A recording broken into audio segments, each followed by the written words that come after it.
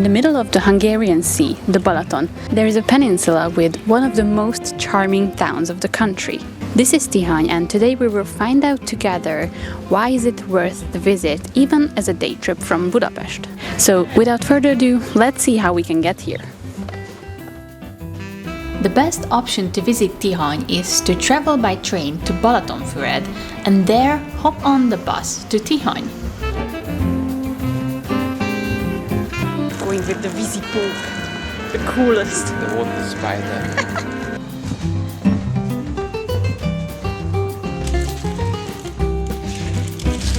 From here on, you can enjoy the views through one of the dirtiest windows I managed to choose.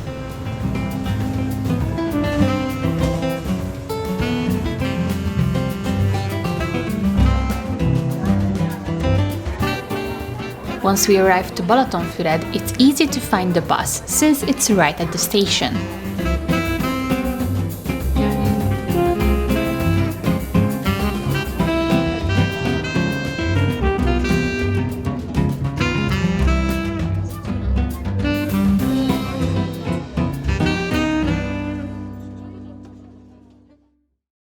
We decided to go until the Tihany apátság or Tihany Abbey station, and if you want to start right in the middle of the town, I also recommend you to do so.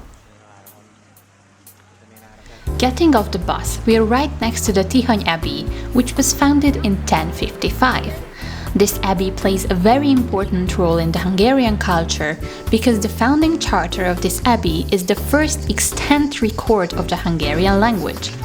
Unfortunately, the charter itself is not preserved here, but in Pannonhalma, but that doesn't mean you can't visit the inside of it, because the crypt of King Andrew I is located here.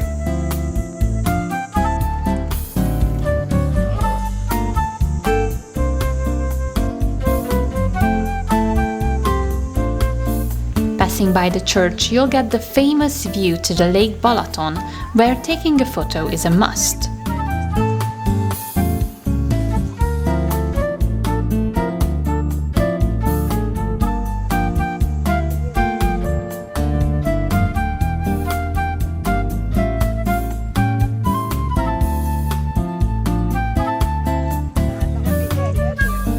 If you walk a little further from the abbey, you will find a Kolotko miniature here, the statue of Gombóc Artur, an old but very popular Hungarian cartoon character who lives and dies for chocolate.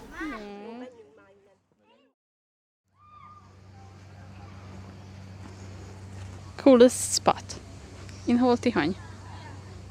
Yeah, probably. What a view! After enjoying the view, we headed to the Batyány Street, where you can buy lots of, mostly lavender-related handicrafts. Interestingly enough, about 100 years ago, the lavender was not so widespread in the area.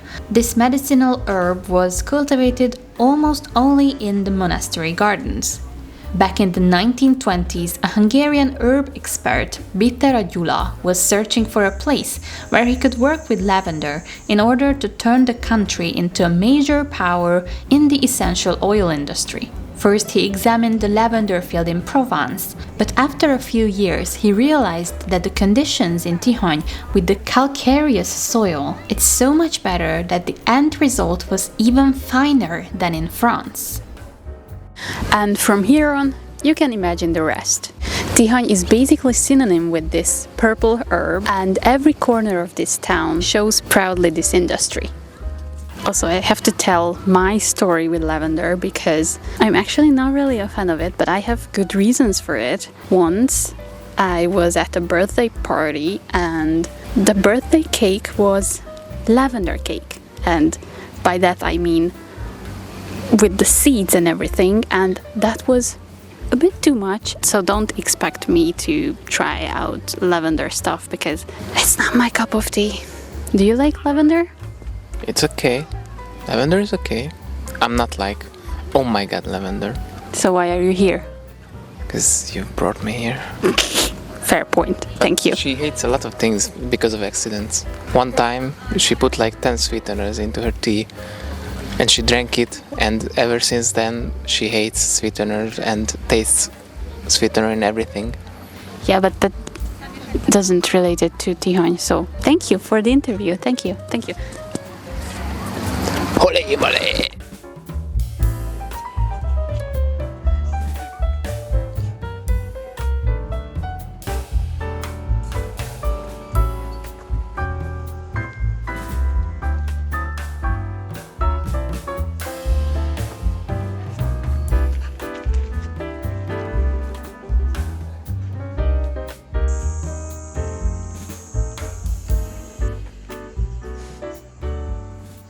After some walk along these cute little streets, we wanted to stop for a lunch.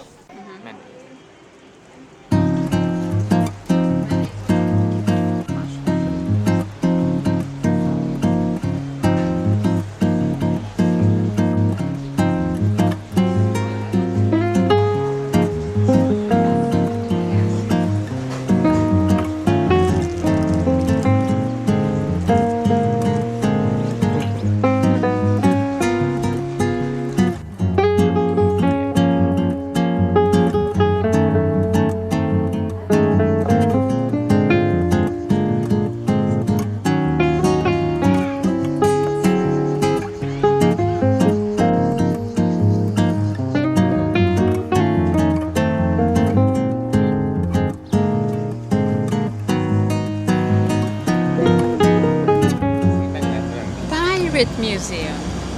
Amazonian headhunters. Yeah. What the fuck is this doing here? Walking to the Madel Ferenc Square, we'll find the starting point of an educational trail which introduces us to Tihany's former agricultural history.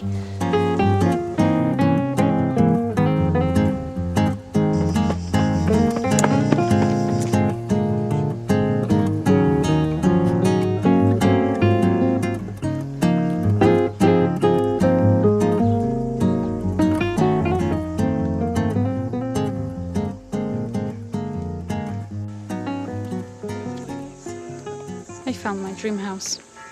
It looks exactly how I would like it.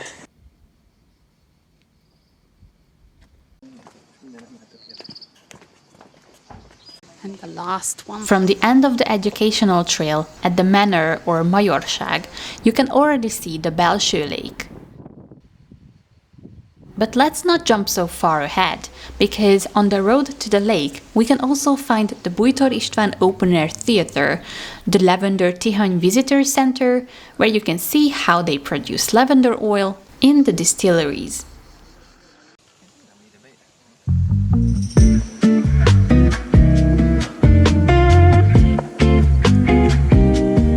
By the way, there were some confusions about the visitor center because we went in and one guy who was walking in front of us the whole time casually walked into the distillery, into the open factory without paying anything, and the receptionist girl didn't even care about him. And we also looked around and we saw no entrance fee signs, so we thought that maybe it's free because it wasn't that big and free museums exist, so why not?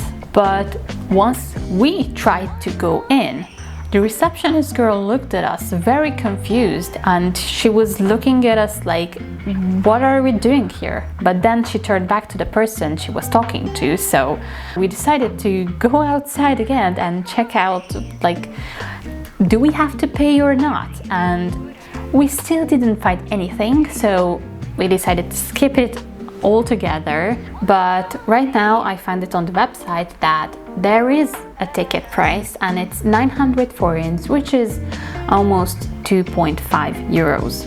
It's not that bad.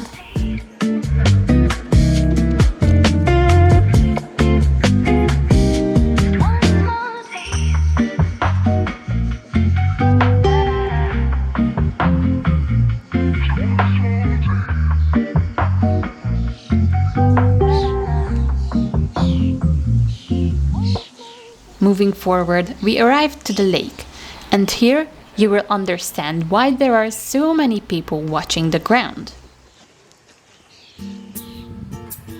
Yes, if you stop and watch the grass for a little, you realize that the field is full with ground squirrels. But please, if you're here, don't feed them. They are perfectly okay without a few more bites, and since they got used to the people around them, they will come closer to you without giving them a snack. This was my fiancé's favorite moment of the whole trip, by the way, so that says something.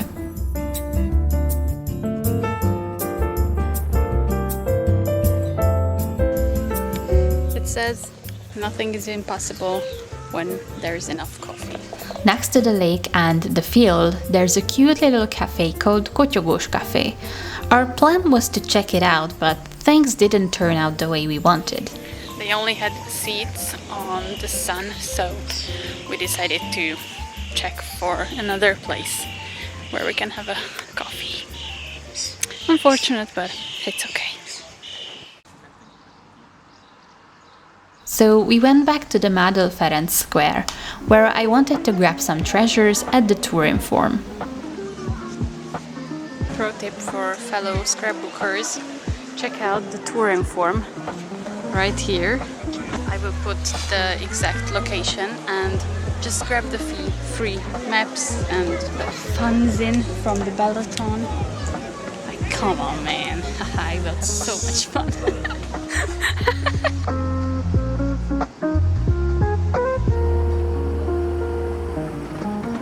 We walked back to the Batyány Street and we stopped for a coffee at the Kakas Bistro, which was really good and it wasn't too pricey either.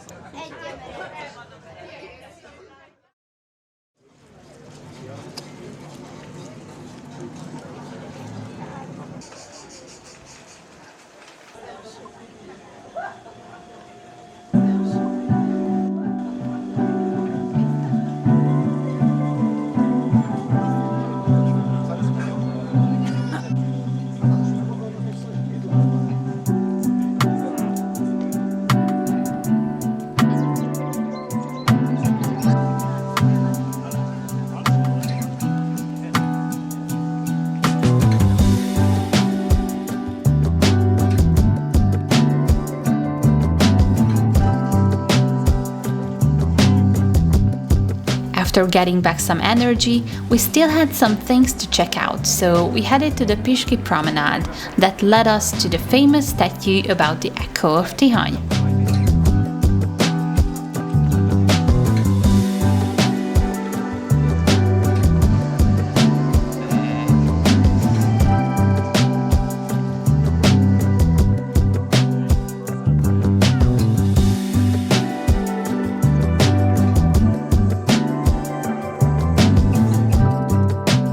Unfortunately, the weather was quite windy, but on a clear and calm day, when not many people are around, if you stand on this rock and shout something, your voice will come back to you from the side of the abbey. Shout! But Ákos, poop is always funny. No!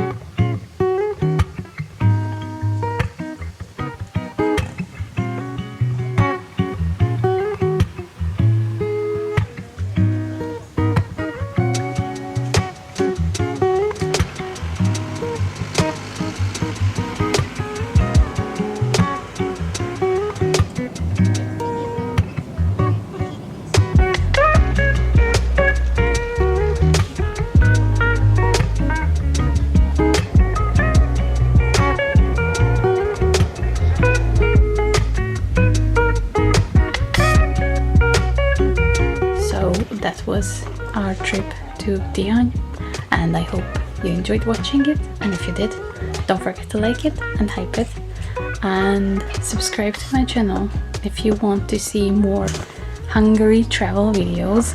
But that was really it. See you in the next one. Bye!